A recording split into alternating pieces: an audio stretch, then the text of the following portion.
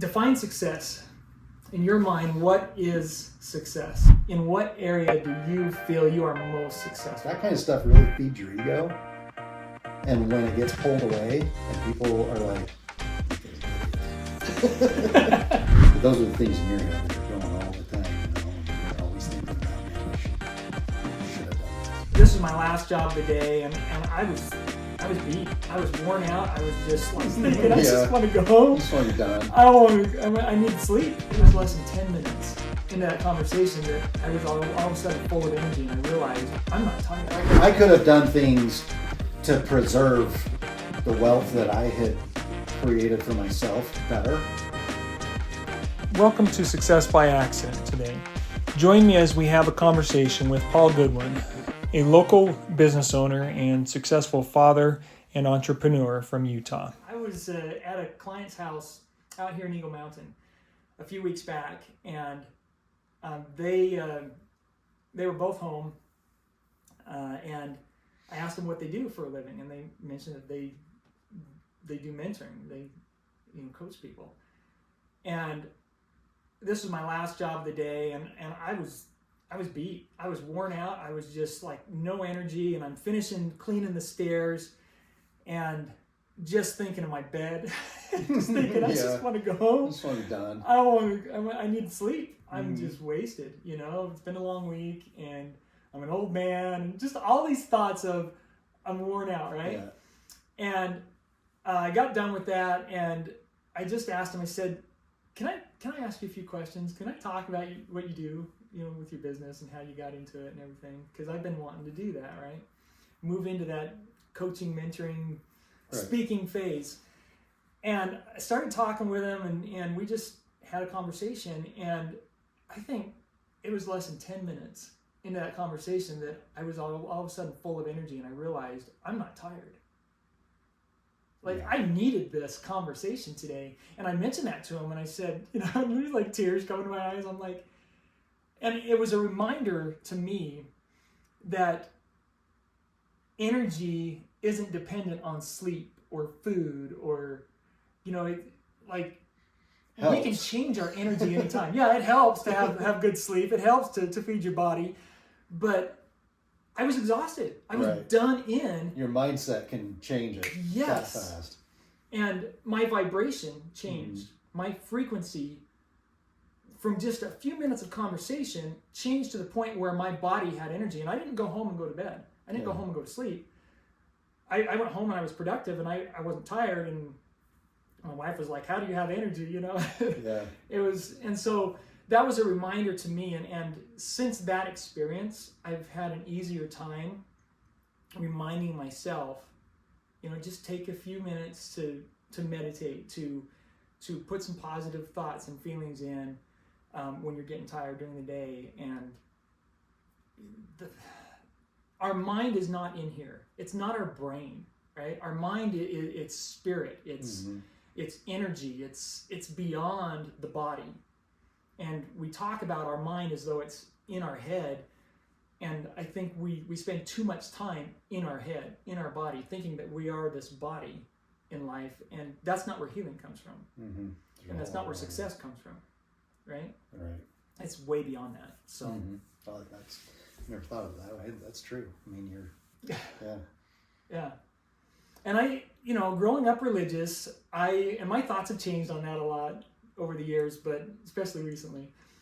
But I've had a handle on faith my whole life. There's something about it that for some reason I have been a more spiritual person, a close connection to God or source or whatever there is, right? Whoever it is, whatever it is. I've had a close connection to that, and an understanding that if I just believe that it's going to work out, it's going to work out. I'm going to have my needs met. And that has come easy to me. And I think a lot of that has been my parents and the way they raised me and the way I was brought up.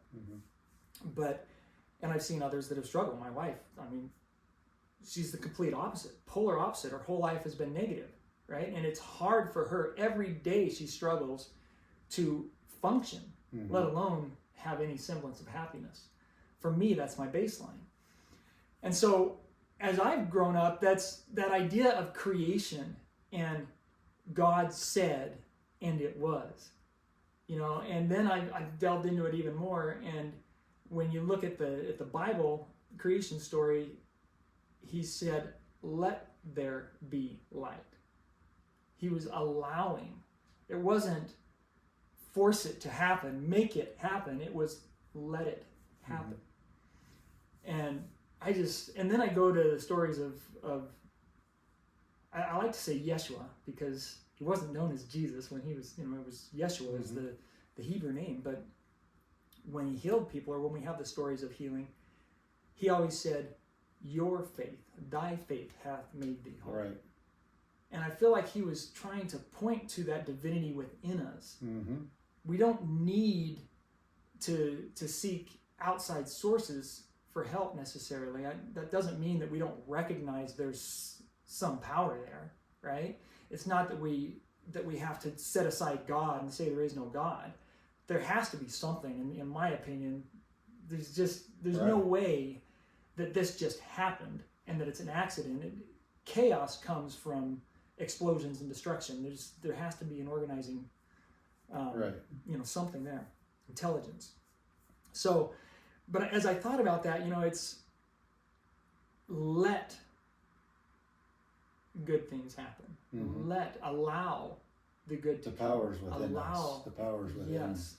us and around us to be able to do that. We just have to allow it to happen. Yeah, and it isn't new. That's the thing about this is this knowledge isn't new. There's some of it to a degree in the Bible, but you go back, like you mentioned Carnegie, 100 years ago. We've got Andrew Carnegie, Dale Carnegie. We've got Napoleon Hill that wrote so much about it. Turn of the 20th century, right? Mm-hmm. 1910 to 1920.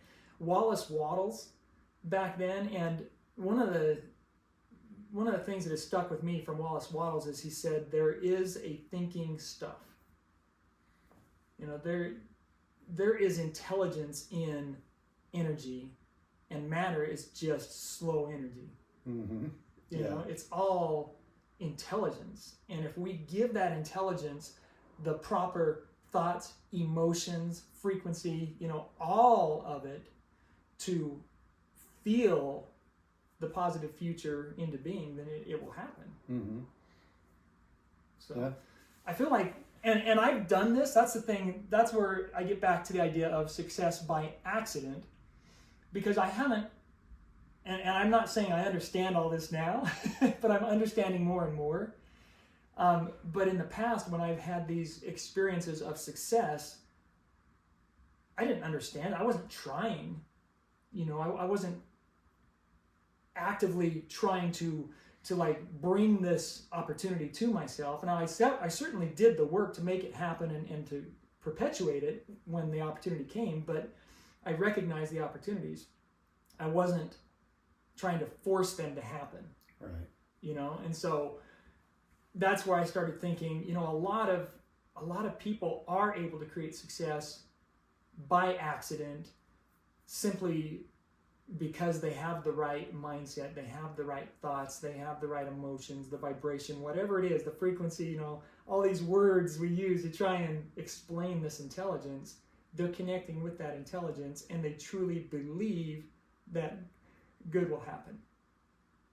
And then we see plenty of examples in life where people are depressed, they're full of anxiety, they're a victim, and they're constantly saying things. The world's full of it, unfortunately. Yeah. And they're constantly saying things like, if it weren't for bad luck, I wouldn't have any luck at all. And then wondering why they have bad luck. Mm-hmm. And they don't put the two together to recognize that their emotional state that they have habituated, that they've created as a habit, their thought processes, this is what is creating the reality. And then when they think about trying to change it, you talk about the law of attraction, and too many people think, well, all I have to do is say things different in my head, think different thoughts. But if you're thinking, I'm skinny, but you got a donut in this hand and you're sitting in the chair and you're not exercising, your body is telling you, no, you're not, mm-hmm. right? I'm wealthy, I'm successful. If the emotion isn't equal to that thought, it's meaningless. Yeah, that's where your comment earlier of, well, what I put, the phrase of how you are everywhere is, anywhere is how you are everywhere. Mm-hmm. It's that emotional state. Yeah. It's the feelings, and that's...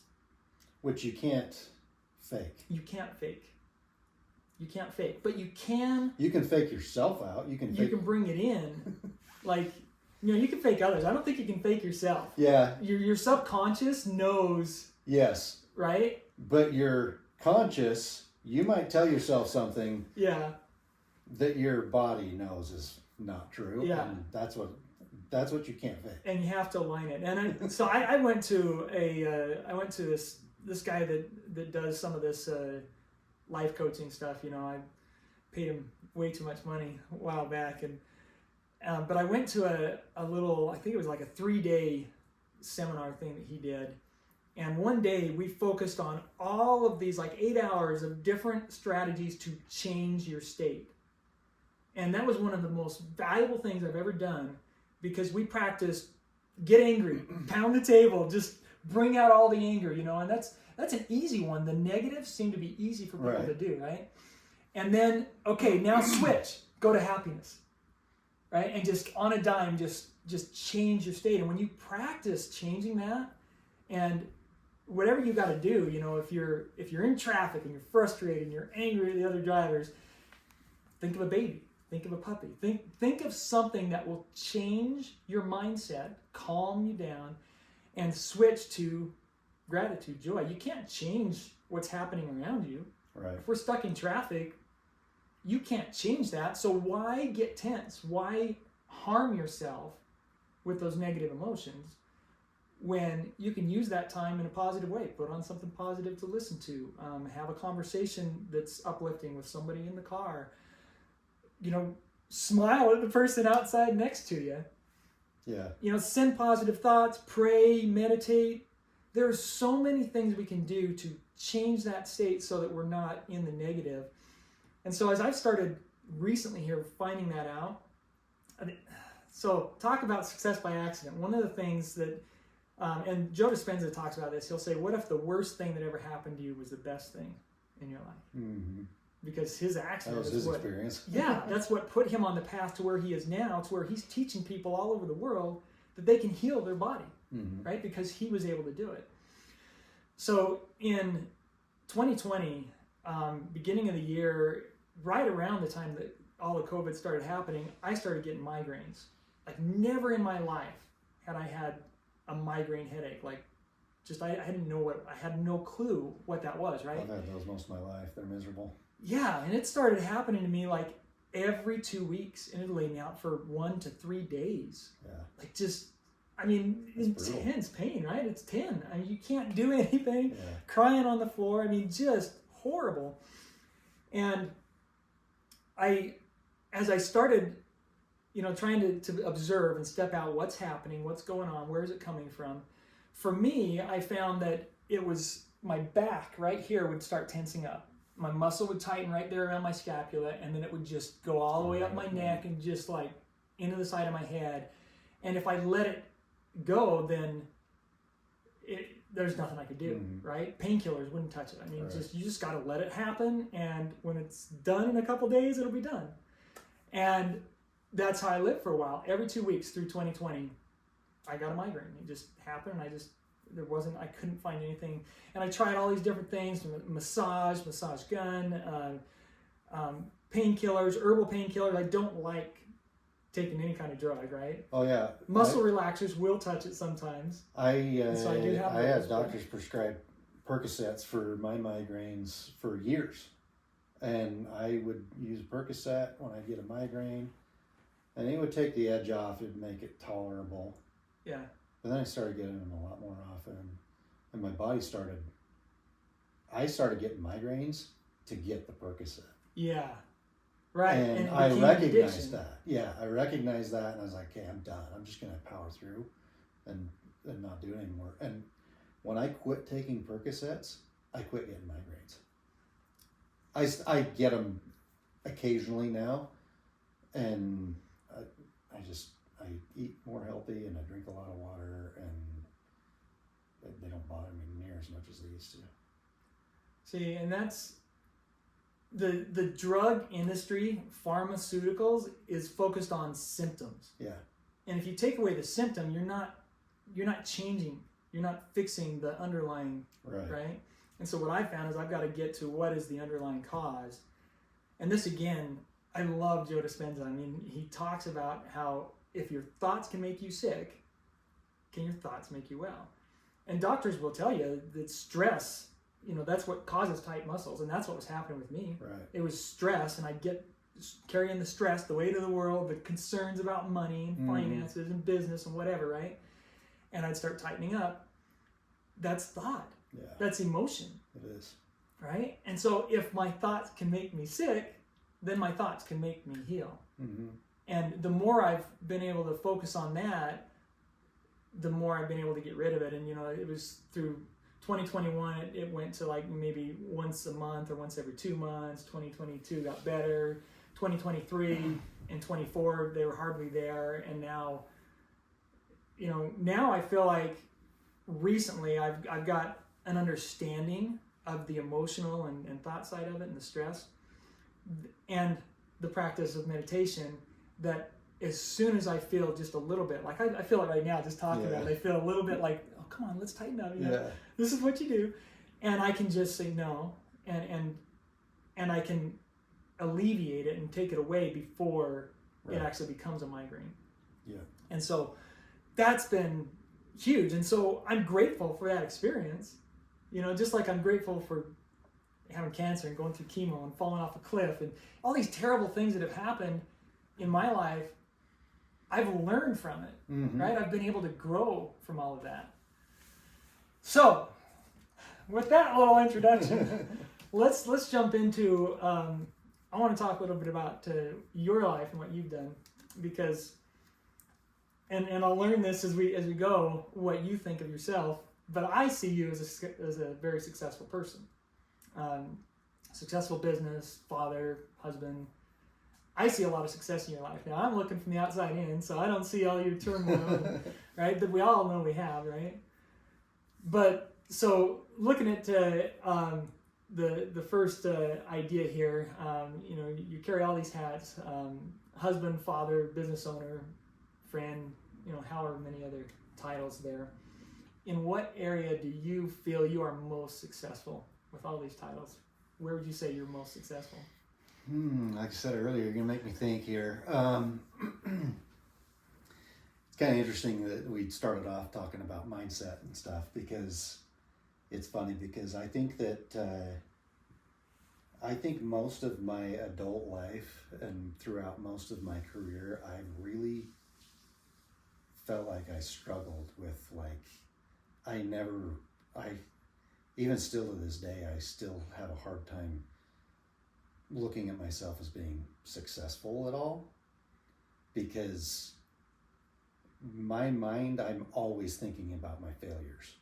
And I know, it's frustrating to me that I do that, because I know I have a lot of successes in life, but I get frustrated with the failures because they're just so challenging, I guess. And so it's become, so to answer that question, to go into that question, I feel like I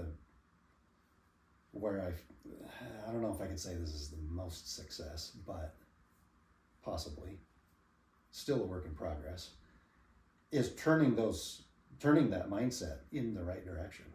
Taking what are failures, or what may be perceived as failures, and using them as experience and as opportunities to gain a greater understanding about whatever. I mean, there's plenty of those times when you slip and fall, to be able to turn them into, like you say, you fell off a cliff, that you find that as a blessing and an opportunity to grow and success. Same thing. I mean, I feel like I've fallen off many cliffs in my life, not literally, but figuratively. I've had businesses go really well, go very successful, and I've had business failures. I've tried to start up lots of businesses that fell flat on their face, and so it's, you know, different things that probably nobody even know about. But those are the things in your head that are going all the time, you know, and you're always thinking about, man, I should have done this, or I should have done that, or whatever. But, you know, I had back in, you observed, back in 2004, 2005, up to 2008, I was building houses. So I started off as a contractor. I went and got my general contractor's license pretty early. Started building houses. I built my very first house I ever built myself was my house in Orem. Just a little 1,200 square foot rambler that my wife and I lived in just after we first got married. About that same time I got my contractor's license, and I did a lot of framing and trim work and did, you know, all that kind of stuff. But about 2005, things started picking up for me. I got some build jobs. Well, early on, actually, before that, back in early, like about 2000, I got an opportunity, really a great opportunity, kind of fell in my lap from a connection that I had through a real estate agent. Gave me an opportunity to build some small homes in Springville, and not knowing much about what I was doing. Dive into that a little bit. When you say fell into your lap, that's what I'm looking for. What happened there? What was that experience? So I told you I built my house. It was time to sell that house. And so I got a referral from my brother's of a realtor that was pretty aggressive and knew the business well and was going to give me a discounted fee because he was a family friend and all that kind of stuff. So I thought, whatever, I'll, you know, hire him to sell my house. Well, my house was a little overpriced, to be honest, but I wasn't desperate to sell, so I figured if somebody was going to come along and pay it. Eventually, long story short, we sold the home, but it took us a while to sell it. And in that time, I got to know the realtor pretty well, and he knew I was a young, starting off general contractor, just, you know, trying to make a buck and try to make ends meet.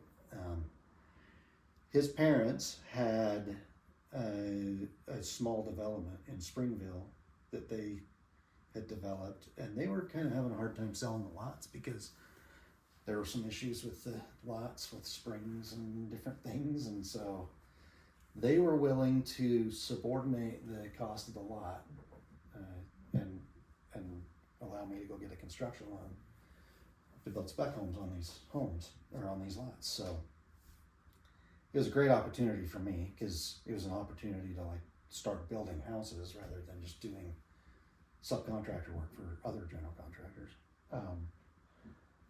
So I felt like it kind of fell in my lap. It was a good opportunity that his parents had that, and we were able to kind of help each other out. It was a win-win deal for both of us. Well, not knowing anything about how to run a business or really even how to job cost very well and watch my costs in that. I ended up building I think 8 or so homes down there. Didn't make a dime. I mean, totally. I didn't lose money really, but I didn't make any money, and it was just like, it was more just for practice. And it is what it is. So it didn't end up being an opportunity that I was able to seize because of my own weaknesses and my own, really my own pride and just, you know, I thought I knew all. I was young and I had this, I was rocking and rolling, and I had a lot of opportunities to use great resources. My dad was a successful businessman his whole life. He was an accountant. He knew all that stuff that I didn't know. And I was too full of pride to allow him to step in and help me. And that was the case through his life for the most part. which is one of those things that I look back and I think, man, that was dumb. He's no longer here. But so that was 2000-ish. And then I went back to just doing sub work for several years. And then 2005 came along, and I had another opportunity to build a spec home for a friend of mine who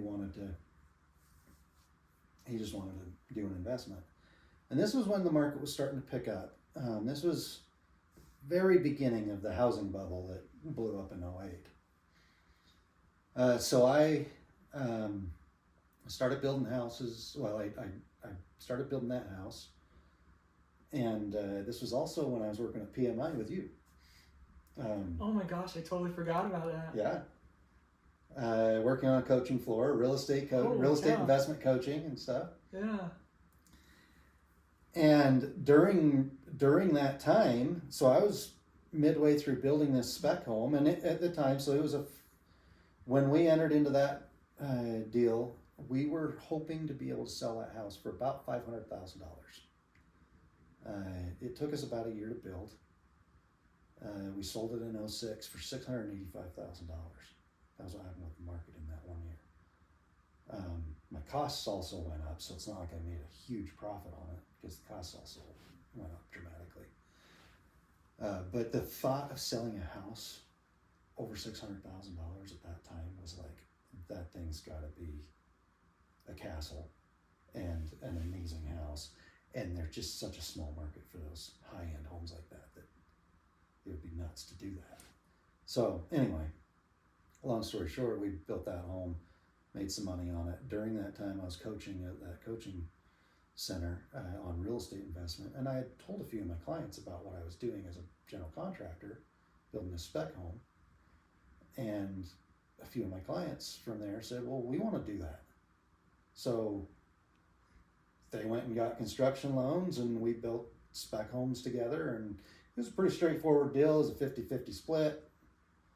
And I ended up accumulating a whole bunch of investors who wanted to do a similar deal over the course of the next couple of years. And we built a lot of homes. And 2008 came along, and by that time I was doing pretty well.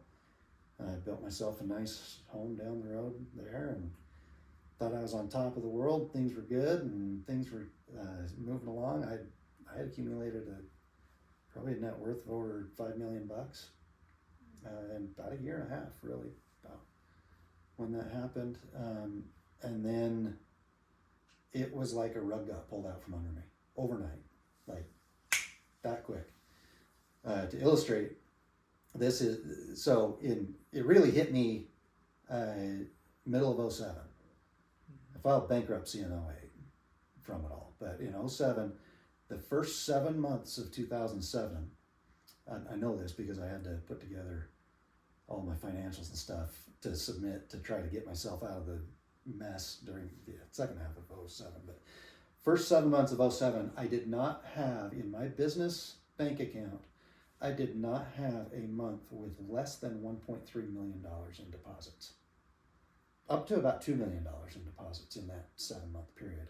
And the previous year looked the same. It wasn't all my money, but I was off of selling homes and Anyway, the second half of 07, the last 5 months of 07, I didn't have a deposit. That was how quickly it shut off. Like July, I think I had $1.8 million in deposits. August was zero, and every month after that was zero. And it was zero all like for the rest of time for that business. And we filed bankruptcy, and I had all of my money tied up in all these homes. I did not plan well. I did not strategize well. We were making money. I wasn't going to stop and ask questions. It was like, just keep going. Super irresponsible business owner. Totally not the way to do it. But hey, it was working. It was working until it didn't. Right. And so definitely a learning lesson from that. But man, I mean, I don't think I ever comprehended the effect that had on me mentally until really probably 3 years ago, 15 years,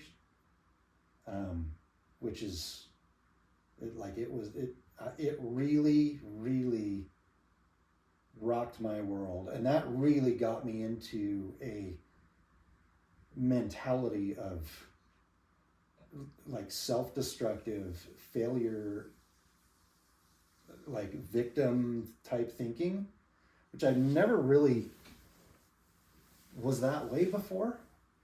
Maybe a little bit. I mean, I've always struggled with like self-confidence and different things like that throughout my life, but never like in a really big way. But man, that really like it killed my confidence. I had no faith in myself. No, like it was so debilitating, and like it took me a while to even be able to like get myself up in the morning to think I could actually accomplish something of any value or worth. Like it took a long while to get me there. I ended up, my dad actually helped me buy a business in 2009. Helped me buy a drug and alcohol rehab center. It was just an outpatient drug and alcohol rehab center. I had finished school in psychology, and which I think going back to school and finishing in psychology was 100% for me, not for anything to do with a career or anything like that. It helped me understand myself, and it helped me understand, how I think and all that. Help you start climbing up Yeah. out of them. So before we climb out of this hole, I want to go back to that. Okay. I want to dive into the. Was this like for you? Would you say that was the darkest time in your life? Have you ever had a worse experience? I've had a worse experience since. Interesting. I'm not going to share much about that. There are other people involved that I don't want to share confidences and things. But yes, it was the worst experience by far. And still is in a lot of ways. As far as just like the darkest, because it lasted the longest in a lot. It is part of why. And looking back on it, I know why it lasted so long. I know a lot of other people who went through very similar experiences to me. In fact, I knew 3 people who actually killed themselves during that time that were either general contractors or in the mortgage industry that were friends, good friends of mine. And trust me, not a day went by during that time that I didn't think the same thing, but there was no way I could leave that legacy with my kids. Mm-hmm. But yeah, those were some dark times for sure. My wife was an absolute rock star during those times. She did everything she could to try to lift me up and help me, and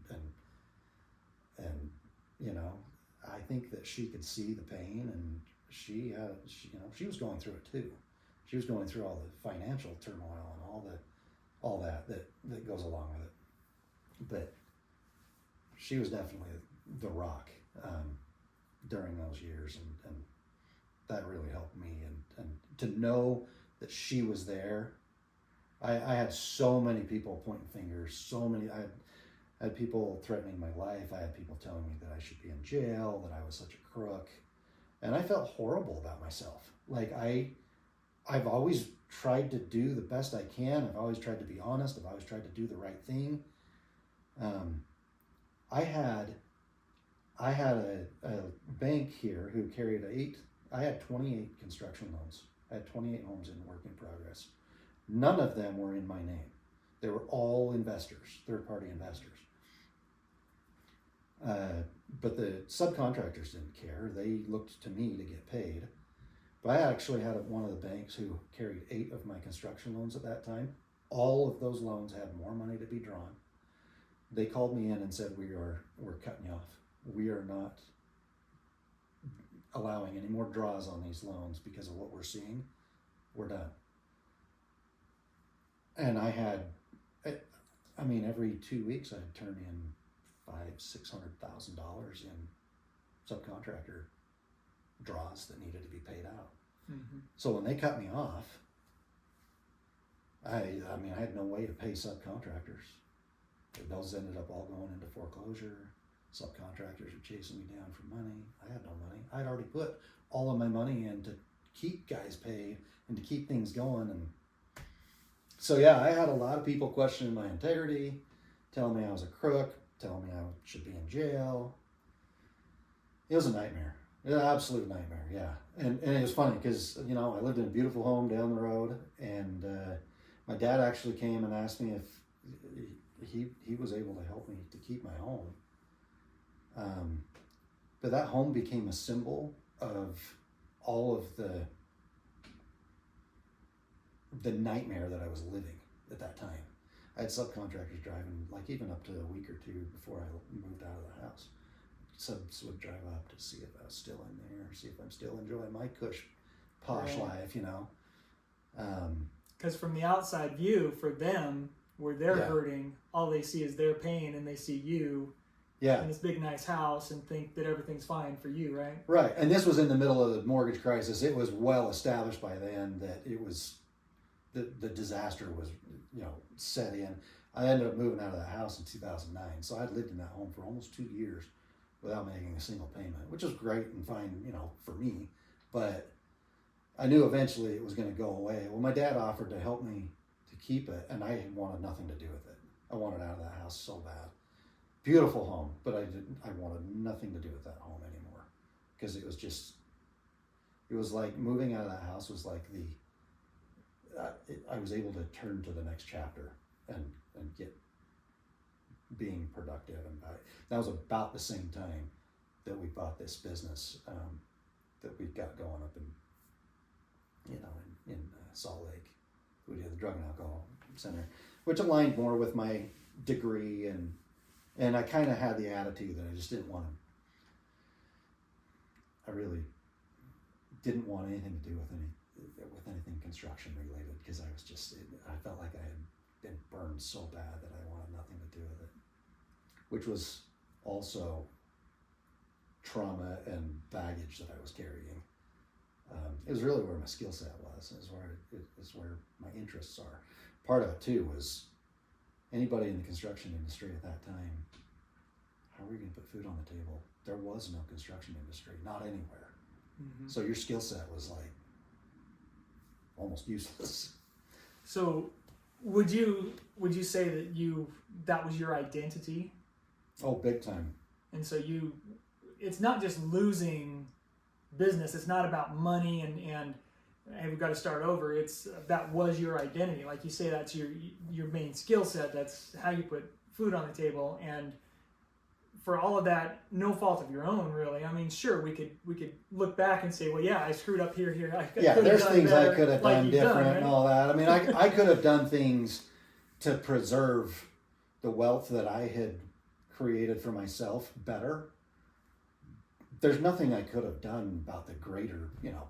Right. I mean, it was a global real estate and economic collapse. Banks that were in business for 160 years closed. I mean, I actually had a woman come to my door and tell me that I created the whole environment. So wow, for the whole world? Or? Yeah, I've been accused of having a big ego before, but I've never thought of myself as having that kind of power. But anyway, yeah, it was very much my identity, and honestly, the success.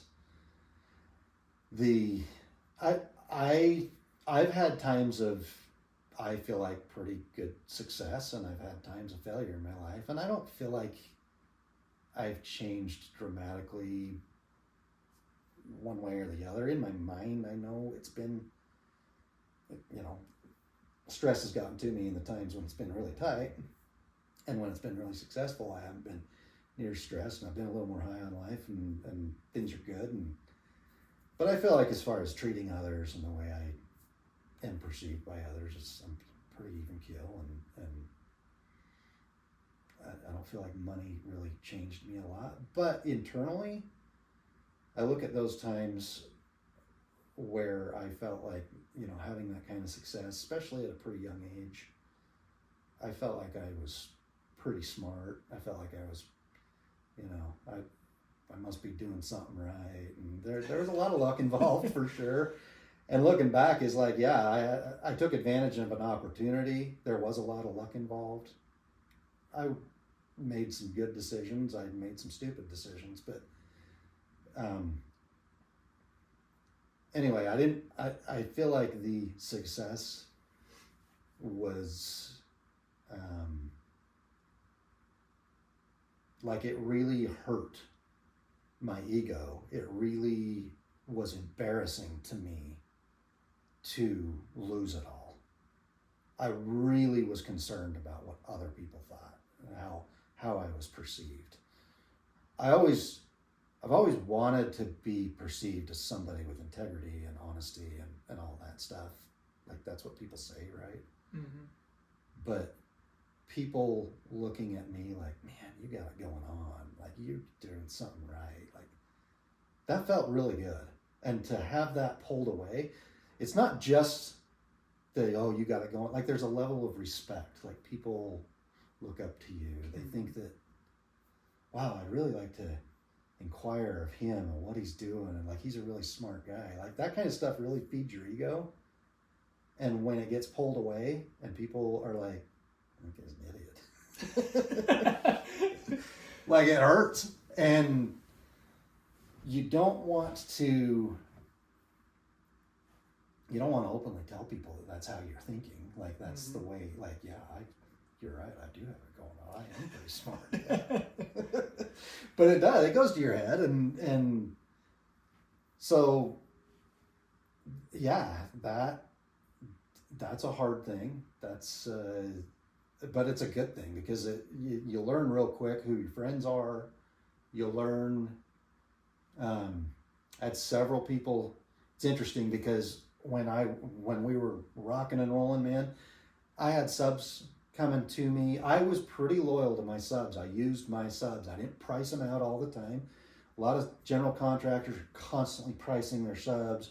And if some guy is just a little bit lower, they'll just cut bait with you and go to the next guy. And part of the success of building a good, productive home building company is you got to have good subs. Like that's a major part of it. You got to have good subs that you can rely on, that get stuff done, that do good work. It almost becomes, it's not irrelevant, but it becomes a much smaller issue of what they charge, especially when you're building high-end custom homes, which is what I was doing. I had over $50 million in work in progress when the rug got pulled out from under me.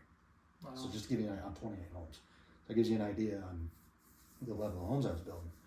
So to build those homes and to do it in a way that is productive and successful, you got to have good subs. And so I had a lot of great subs that I worked with, and they were very loyal to me, and I was loyal to them, and I made sure they got paid on time, and we did it, and it was great while I was working. For, like I said, a good year and a half, things were really hopping for me. It was interesting to see when the rug got pulled out, who pointed fingers at me, which was a lot of people, subs, investors, different people. But I had a few people reach out to me privately and let me know how they understood what was going on, that it was much bigger than me. It was the whole market, it was the whole world that was being affected. And they knew that if I could get them paid, that I would. Some of these guys wrote 6 figures. They wrote a lot of money. I had a handful of those people reach out to me, and I'll never forget. A couple of those people actually. I'll never forget the people who did that, because without them, who knows? I might have done something unthinkable to myself. Mm-hmm. But between them and my kids, they saved my life. And those are the people I remember for sure. And I don't even know if they all know who they are, and I don't know if I've fully expressed gratitude to them enough for that. I don't know if they even realize what they've done at that, but But yeah, there were a lot of people pointing fingers, a lot of people calling you names and all sorts of things. That was crazy times. Yeah. So you made a comment earlier that I think points to your integrity and aligns a lot with the feelings I had, because I lost a lot at the same time. I was doing some real estate. Yeah, not I don't know near anybody as who much didn't. as you. Yeah, but anybody in real estate, they know the pain at that time. Most of the Well, people, most. yeah, most of the people that I knew at that time ended up filing bankruptcy. Mm-hmm. And a lot of people say that, oh, it wasn't as much as you. It's like, yeah, bankruptcy's bankruptcy. Who cares how much it was? When we all go to zero, yeah, zero is the all same zero, for you zero, as it is right? for me. You're right. But the comment that caught my attention was aligning with my emotional state at the time, and that's hurting others. When you recognize that it's not just you losing, but there are all these others that depend on you. Mm-hmm. You know, I had other people's money invested, and then when everything's gone, like that was one of the worst things for me that I've ever been through, is recognizing that I've let other people down, that others are suffering because of my decisions. And these are people 6 months ago I would have considered some of my best friends. Yeah. And it's like, oh my gosh, this is so, like, it's, and you're totally helpless. Yeah. Like, I did everything I could. I ended up filing bankruptcy in June of 2008. And like I said, the end of July was the end of me making any money on this deal. So I ended up spending about 9 months. Really, like, I had a guy who worked for me right when things were kind of starting to go. And this guy who worked for me, I helped him get another job. He asked, and then he totally turned against me, and he caused all sorts of problems for me, made it way more difficult to settle things and get things, move forward and all that. But he asked me when things were getting scary, well, what if you can't get these people paid? What if you can't pay the subs? Or what if you can't do this and that? And I thought about it, but it was like, my intention always was to work my tail off, fight, scramble, kick, bag, whatever I had to do. I was going to find an investor. We were going to, this economic thing's going to be short-lived. We'll go through it. Find an investor. I'll get this salvaged. We'll get it fixed. I'd been working for the last several years with lots of investors. We'll make it happen. And I was really close on several. In fact, 3 times I went to the closing table on 3 different times this happened to me. I went to the closing table, signed documents on Friday, Monday, bank closed their doors. No funding on a deal. Wow. 3 times that happened to me. But I was always going to fix it, right? I was always I'm in this fix it mode. I'm going to fix it. And this kid asked me, what will you do if you can't? And I never really thought about it if I can't. I'm going to. That was always my mindset. My response was, well, I won't have any other choice other than to file bankruptcy. There's nothing else to do. What else can you do? Ultimately, if I can't fix it, there's no other, nothing else you can do. If I try every option. Yeah. So he turned that around and acted like in my bankruptcy hearing, I was just flipping, well, I'll just file bankruptcy, screw that. It was kind of the way he portrayed that conversation, but that's not at all how it went. But anyway, yeah, that was always when my integrity started getting questioned, it was that hurts. Yeah. But all right. Well, I think we have covered a lot of this. These questions I expected to ask, you kind of just covered them anyway. But I want to end on a high. So let's look at what are some of the things, the occurrences, the things that happened that lifted you, pulled you out of that, and where are you today? So a few years ago, so I'll summarize from that point until now, real quick. So my dad helped me buy a drug and alcohol rehab center. We were quite successful with that. I bought it. I increased its performance by about 100% within a couple of years.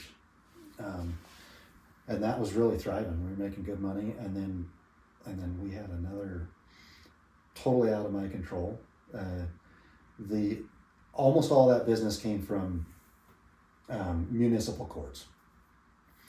Well, the state came in and changed the rules completely on the way that these municipal courts refer business to us, and made it so that they can't refer business to us anymore.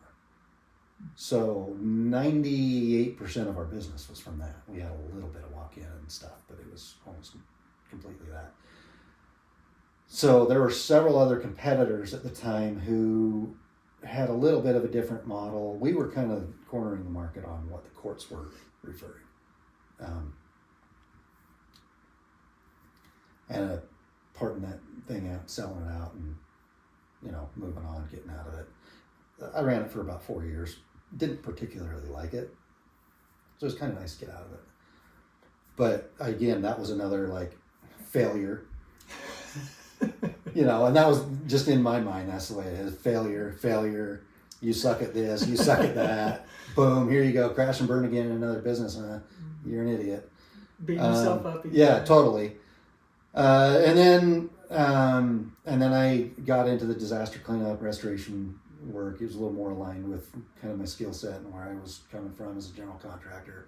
Still didn't really want to get into building houses or getting into construction. People would ask, and I was like, no way. I want nothing to do with that world. That's too scary. And that was kind of my mindset. But I got into disaster cleanup because I thought, okay, this is this isn't as economically driven as the homes and real estate stuff. It's insurance, and so disasters happen whether an economy is good or bad and whatever. And so I did that, ran that business with a business partner for a better part of a decade, and it didn't take me very long to figure out I really hate that industry. But I was neck deep in it, so I'm in it. But I hate working with adjusters. I go on and on about why I hate that industry. It is the there's negatives. That's okay. Yeah, you're stirring up some emotions with that conversation because I'm recently getting out of it. So anyway, got out of that business and went to work for a local restoration company for a couple of years doing their rebuild work I got to a point in life, it was like, what do you want to do? I built houses, I did drug rehab center for a while, then I got into restoration, and I feel like I hated restoration and I hated the drug rehab, but I really enjoyed building houses. I loved it. That was so fun to me. And I loved what I did. And so I kind of had this during the COVID years, take a step back. You're not getting any younger. What do you really want to do with your life? What do you want to do? I'd had some successes and some failures, and that was that. So I decided I really wanted to get back into, it's kind of funny, actually. My oldest son said to me, so I was out on a hurricane cleanup in Florida, going through some real life reflection moments. Some real deep thoughts during that time. I had just gotten out of being partners with this guy in disaster cleanup, and I knew I wanted out of disaster cleanup, but I was going to do this hurricane because those are kind of a quick shot in the arm opportunity. Totally got screwed on that deal by a long story. So I was down there, and I had an opportunity to do a bunch of work on these homes that they were really high-end homes that had been hit by this hurricane in Florida, right on the coast. I had an opportunity to do a lot of rebuild work, which I hadn't done in hurricanes before. I'd just done the cleanup and got out. So I was going to stay in Florida for a while and rebuild these homes. And my oldest son came out to help me. And he said something to me that seriously, I don't know if I can even do a full recall of this without having tears in my eyes, but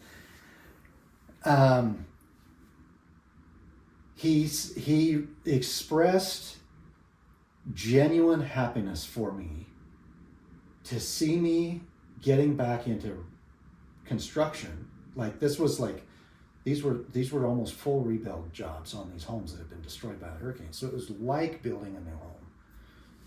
A little different, but as close as can be. And he said, that is so cool. I know you've always wanted to get back into building homes. And it's so funny because I hadn't actually thought of that.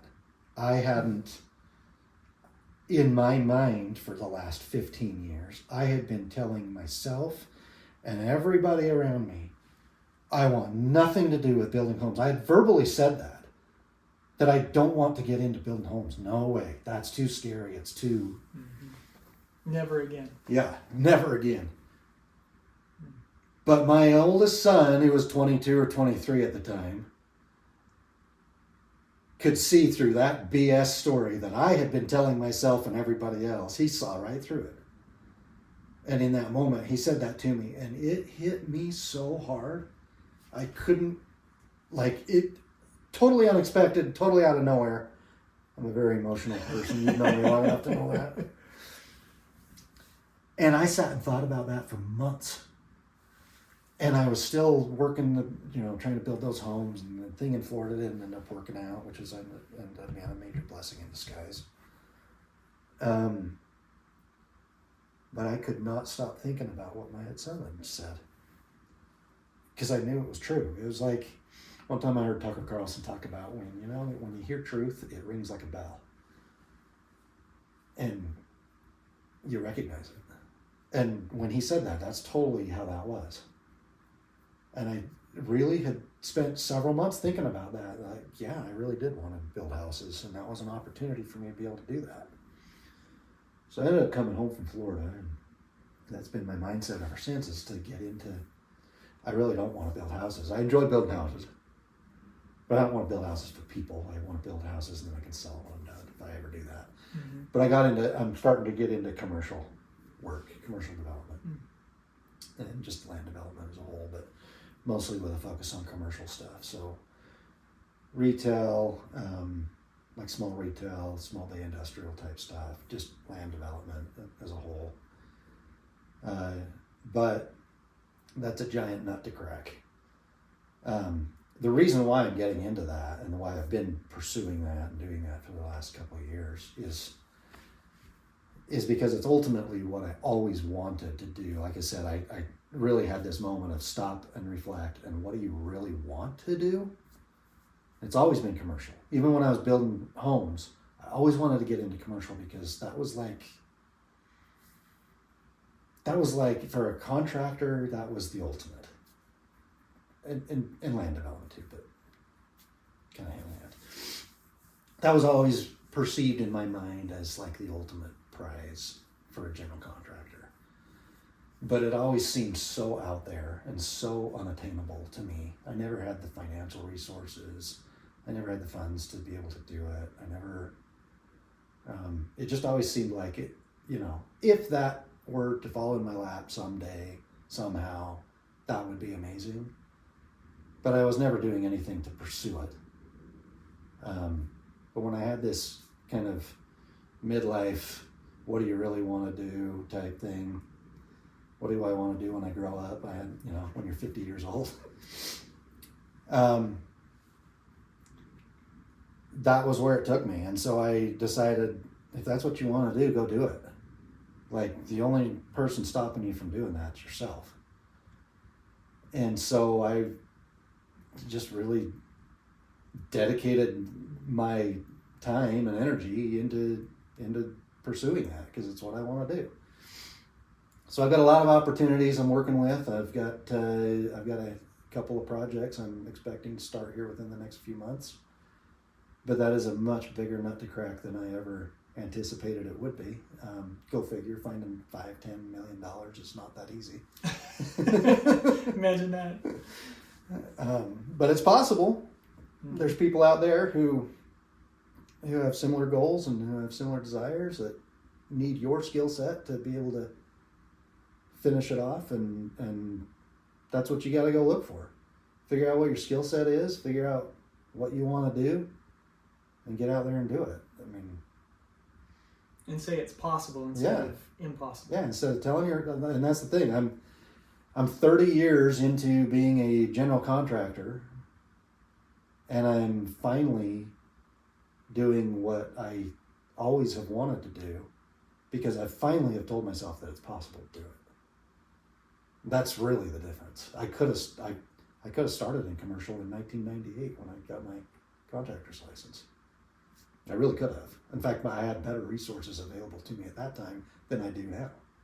So, yeah, I mean, alongside of that, that's what I'm doing. So my focus is commercial development and building commercial buildings and that kind of thing. Part of doing that, I have found that it's a whole lot easier to raise money if you have a structure that is designed for raising capital. And so I've created another business that is a capital fund, an investment fund business, where people can come in, the accredited investors can come in, they can invest money into the fund where I pool the money. It's not a REIT. I can pool money in that fund, and then we can use those funds to do commercial development and take advantage of the growth that's happening here, which is inevitable to continue happening with all the people moving into Utah. So, all right, so a few more questions here. Number one, you talked about learning through the hard times and the failures, you know, the dark night experiences that you've had. So at this point now, going forward in your business, do you have different strategies in place to help preserve business, to keep it going? Yes, absolutely. My number one strategy and goal ASAP is to get out of debt as quickly as I can possibly get out of debt, because it is prison. Debt is,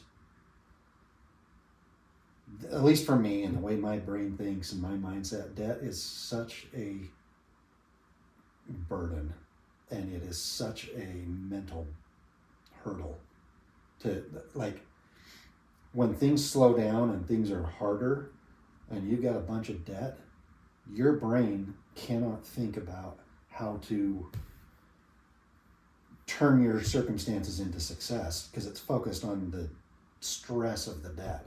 Yeah. It can, it's just it's harder. Way harder challenge to do that. So yes, that's my number one, is to get out of debt. And that will eliminate a lot of what has caused me problems in the past,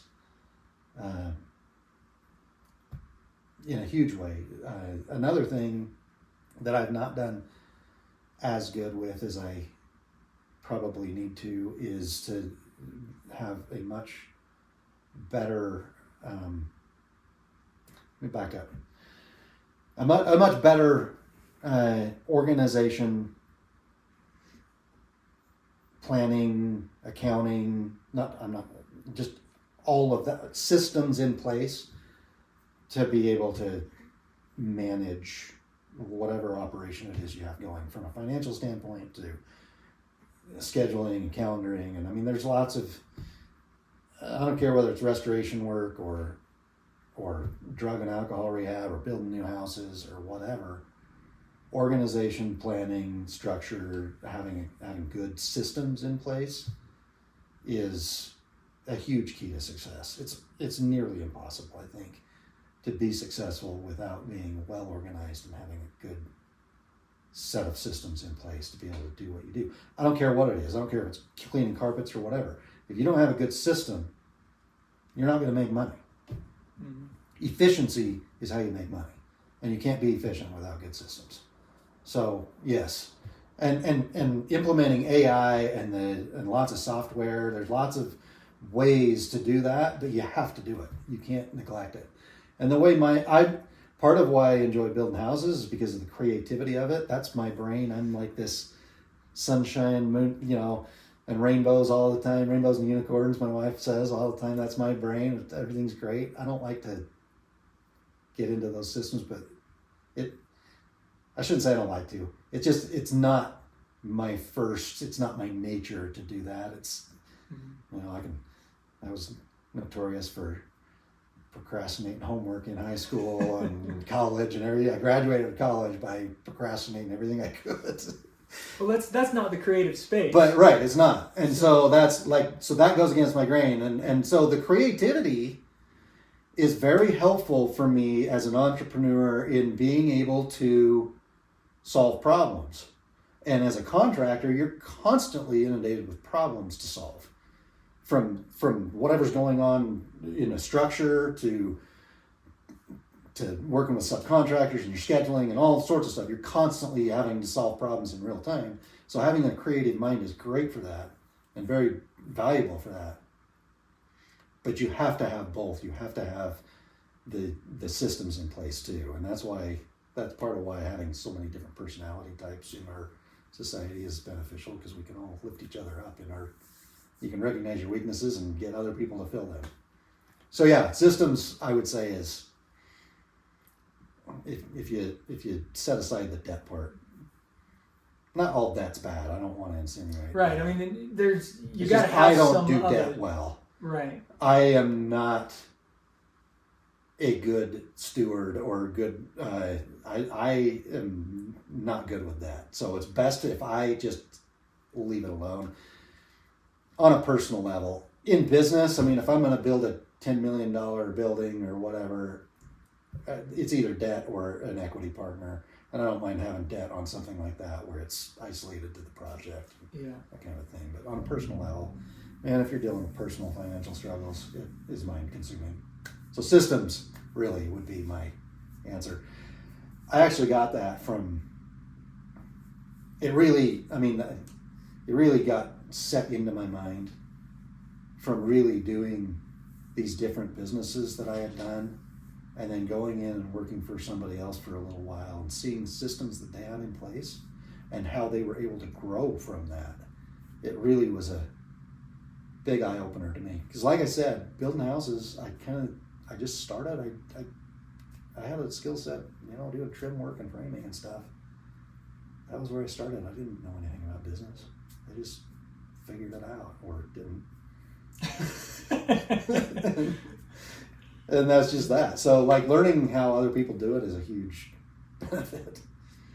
Okay, so I probably should have asked this in the beginning, but define success. In your mind, what is success? Oh boy, that's hard. For me,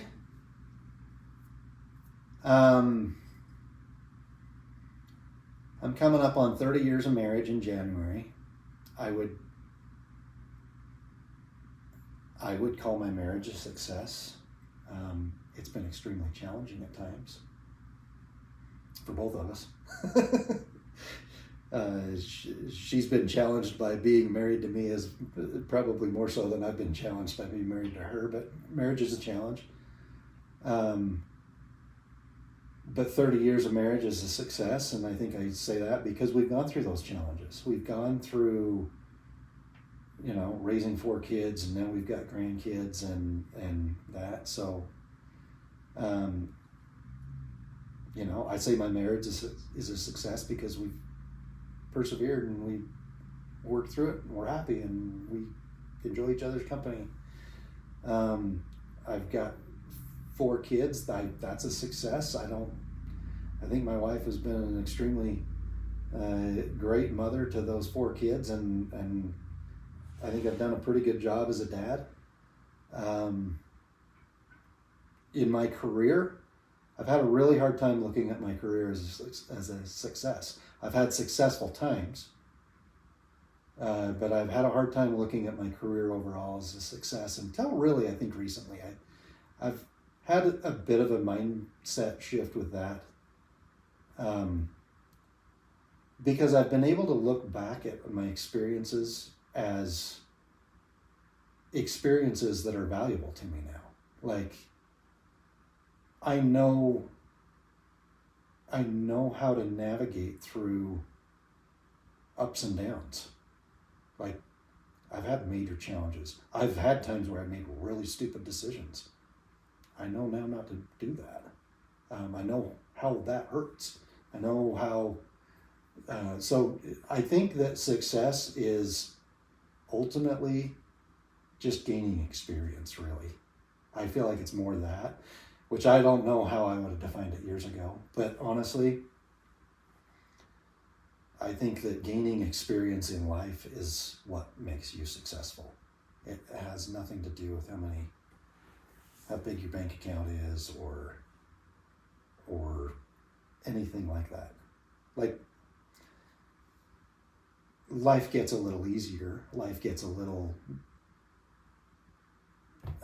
less stressful when things are going your way, when you're doing things right and you're making the right decisions and business is going well, and you're able to at least meet your obligations with your bills and all that kind of stuff. Sure, that's I guess to some degree success. I feel like that just helps you navigate a little easier. It's not necessarily success. So what I'm hearing, what I think if we were to simplify it, and I agree with your thoughts here, but I'd say what you're saying is success is learning from the experiences and enduring through whatever difficulties come. Yeah. Overcoming. Yeah. Right? Keep your head up. Like that, again, there are times I would not consider myself successful. From my assessment now, it's different than it was then. It's different than it was years ago. Like, I might have said my collapse in 2008, 2007, my filing bankruptcy is a measure of failure or lack of success or whatever. If that's how people want to define it, fine. I really don't even care about that so much anymore. The success is the real failure, in my opinion, that I look back on now was what I did after that, immediately after that, for a couple of years. And to some degree, even up to maybe 15 years, but especially for a couple of years, where I sat on the living room floor in fetal position, licking my wounds, feeling sorry for myself. That's when I wasn't being successful. Had nothing to do with the bankruptcy or that. It was what I was doing it's how I was responding to the experience I was given. And I wasn't responding well. That's not successful. After the drug and alcohol rehab thing did what it did, I pivoted. I jumped into the next thing and was ready to go. That's success. That's, I feel like, a way to measure success. What are you doing with the experiences that you're given?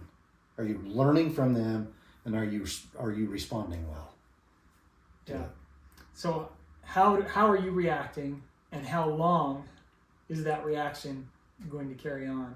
Yeah. If it's negative, great, have it. But how long are you going to be sitting that negative, right? Right. And the shorter that is, the closer to success. None of us are going to get through life without falling off a cliff. I mean, that's just the reality. You literally fell off a cliff. I figuratively fell off a few cliffs. What did I do with it? What do you do with your experiences? Those things are going to happen. Whether it be your business blows up in your face and not necessarily because of your own choices. Things happen. It's another book title I want to write. Failure is the only option. Yeah, it is. Because if you're not failing, you're not trying. Yeah. Right? I always figured I'd write a book. Failure's temporary. I always figured I'd write a book entitled My Million Harebrained Ideas That Made Me a Millionaire. Because I've had a million harebrained ideas, and some of them are successful and some of them aren't, and whatever. But the point of it is the experience that you get through all of it. Yeah. Yeah, I like that. Well, thank you, man. I really appreciate you giving me your time. Yeah, you bet. Today, and it's been fun. I've never done one of these before.